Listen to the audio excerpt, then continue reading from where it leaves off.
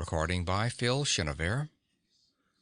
A Bad Day for Vermin by Keith Laumer. This story is from Galaxy Science Fiction, February 1964. Judge Carter Grates at the Third Circus Court finished his chicken salad on whole wheat, thoughtfully crumpled the waxed paper bag, and turned to drop it in the wastebasket behind his chair, and sat transfixed.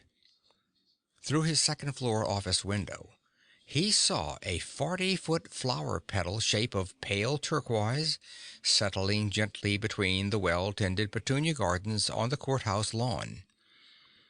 On the upper or stem end of the vessel, a translucent pink panel popped up, and a slender, graceful form, not unlike a large violet caterpillar, undulated into view. Judge Gates whirled to the telephone. Half an hour later, he put it to the officials gathered with him in a tight group on the lawn. "Boys, this thing is intelligent. Any fool can see that. It's putting together what my boy assures me is some kind of talking machine, and any minute now it's going to start communicating. It's been 20 minutes since I notified Washington on this thing. It won't be long before somebody back there decides this is top secret and slaps a freeze on us here that will make the Manhattan Project look like a publicity campaign. Now, I say, this is the biggest thing that ever happened to Plum County, but if we don't aim to be put right out of the picture, we'd better move fast." "What you got in mind, Judge?" "I propose we hold an open hearing right here in the courthouse the minute that thing gets its gear to working. We'll put it on the air. Tom Climbers from the radio station's already stringing wires, I see. Too bad we've got no TV equipment, but Jody Hurd has a movie camera. We'll put Willow Grove on the map bigger'n Cape Canaveral ever was." "We're with you on that, Carter." 10 minutes after the melodious voice of the Fianna's translator had requested escort to the village headman, the visitor was looking over the crowded courtroom with an expression reminiscent of a St. Bernard puppy hoping for a romp. The rustle of feet and throat-clearing subsided, and the speaker began.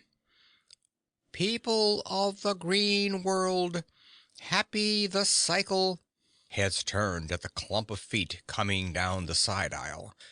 A heavy torsoed man of middle age, bald, wearing a khaki shirt and trousers and rimless glasses, and with a dark leather holster slapping his hip at every step, cleared the end of the front row of seats, planted himself feet apart, yanked a heavy nickel-plated .44 revolver from the holster, took aim, and fired 5 shots into the body of the Fianna at a range of 10 feet.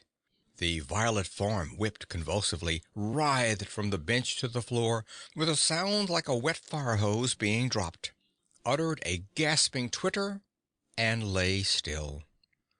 The gunman turned, dropped the pistol, threw up his hands, and called, "Sheriff Hoskins, I'm putting myself in your protective custody." There was a moment of stunned silence. Then a rush of spectators for the alien. The sheriff's 309-pound bulk bellied through the shouting mob to take up a stand before the khaki-clad man. "I always knew you was a mean one, Cecil Stump," he said, unlimbering handcuffs, "ever since I seen you making up them ground glass baits for Joe Potter's dog. But I never thought I'd see you turn to cold-blooded murder." He waved at the bystanders. "Clear a path through here. I'm taking my prisoner over to the jail." "Just a dad blame minute, Sheriff." Stump's face was pale. His glasses were gone, and one khaki shoulder strap dangled. But what was almost a grin twisted one meaty cheek. He hid his hands behind his back, leaned away from the cuffs. "I don't like that word, prisoner. I asked you for protection. And better look out who you go throwing that word murder off at, too. I ain't murdered nobody." The sheriff blinked, turned to roar, "How's the victim, Doc?" A small gray head rose from bending over the limp form of the Fianna. "Deader'n a mackerel, Sheriff." "I guess that's it. Let's go, Cecil." "What's the charge?" "First-degree murder." Hold on, murder? Why, you killed this stranger. That ain't no stranger. That's a varmint.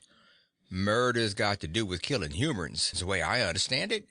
You going to tell me that thing's human?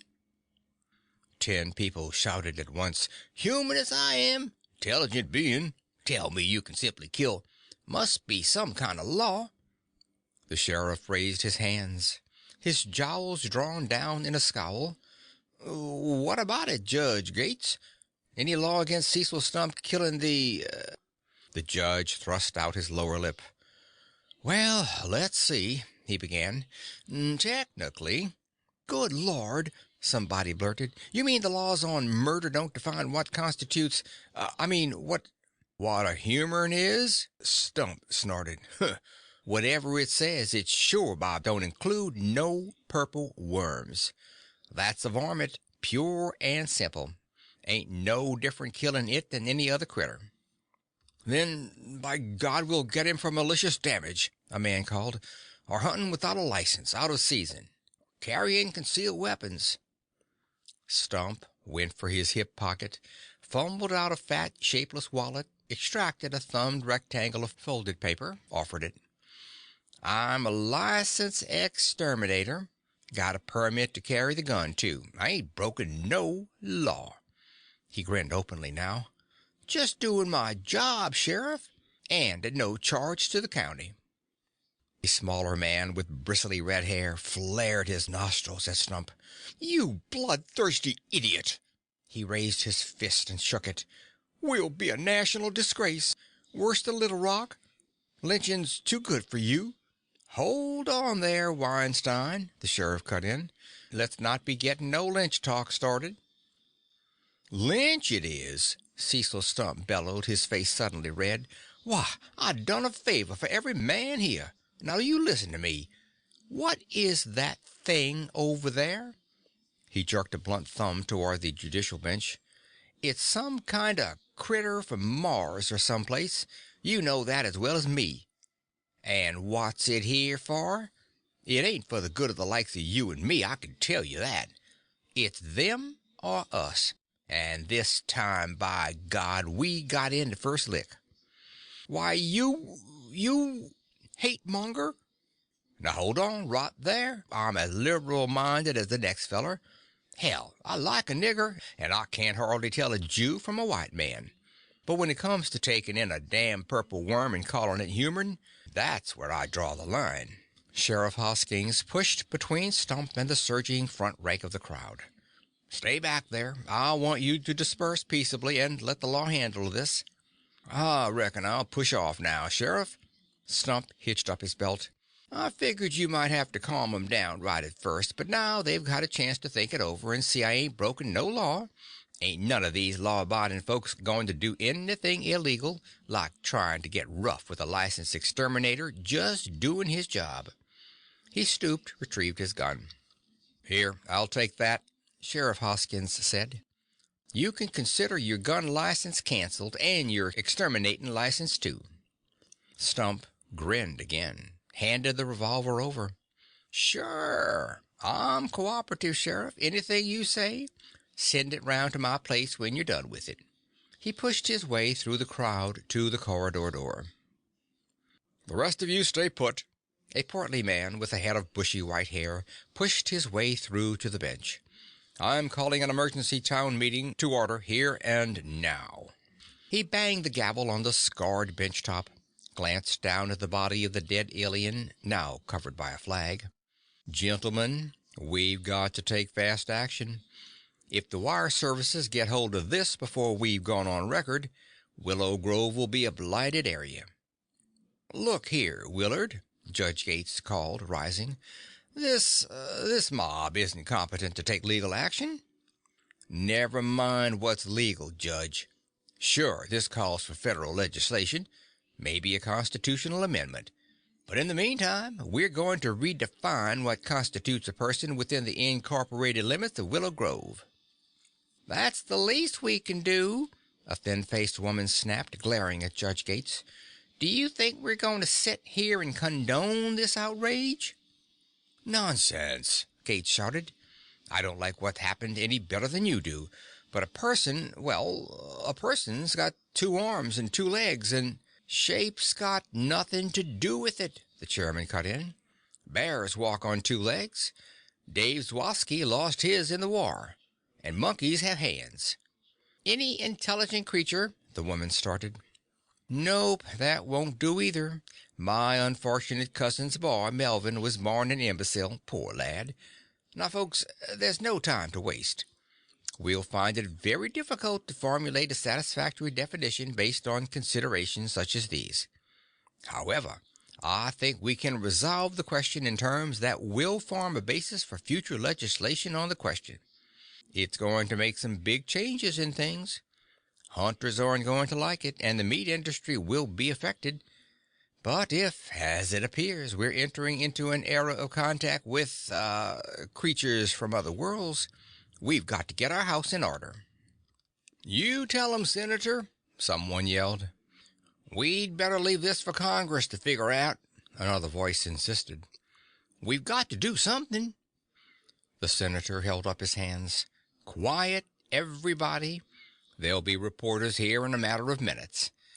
Maybe our ordinance won't hold water, but it'll start 'em thinking, and it'll make a lot better copy for Willow Grove than the killing." "What you got in mind, Senator?" "Just this," the senator said solemnly. "A person is any harmless creature." Feet shuffled. Someone coughed. "What about a man who commits a violent act, then?" Judge Gates demanded. "What's he, eh?" "That's obvious, gentlemen," the senator said flatly. "He's Vermin." On the courthouse steps, Cecil Stump stood, hands in hip pockets, talking to a reporter from the big town paper in Mattoon, surrounded by a crowd of latecomers who had missed the excitement inside.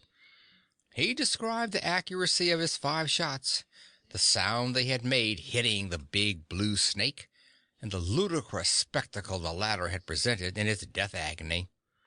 He winked at a foxy man in overalls picking his nose at the edge of the crowd. "Guess it'll be a while 'fore any more damn reptiles move in here like they own the place," he concluded. The courthouse doors banged wide. Excited citizens poured forth, veering aside from Cecil Stump. The crowd around him thinned, broke up as its members collared those emerging with the hot news. The reporter picked a target. "Perhaps you'd care to give me a few details of the action taken by the, special committee, sir?" Senator Custis pursed his lips. "A session of the town council was called," he said. "We've defined what a person is in this town." Stump, standing 10 feet away, snorted. "Huh, can't touch me with no ex-post factory law." "And also what can be classified as vermin," Custis went on. Stump closed his mouth with a snap. "Here, that's supposed to be some kind of slam at me, Custis? By God, come election time—" Above, the door opened again. A tall man in a leather jacket stepped out, stood looking down. The crowd pressed back. Senator Custis and the reporter moved aside. The newcomer came down the steps slowly. He carried Cecil Stump's nickel-plated .44 in his hand. Standing alone now, Stump watched him. "Here," he said. His voice carried a sudden note of strain. "Who are you?" The man reached the foot of the steps, raised the revolver and cocked it with a thumb. "I'm the new exterminator," he said.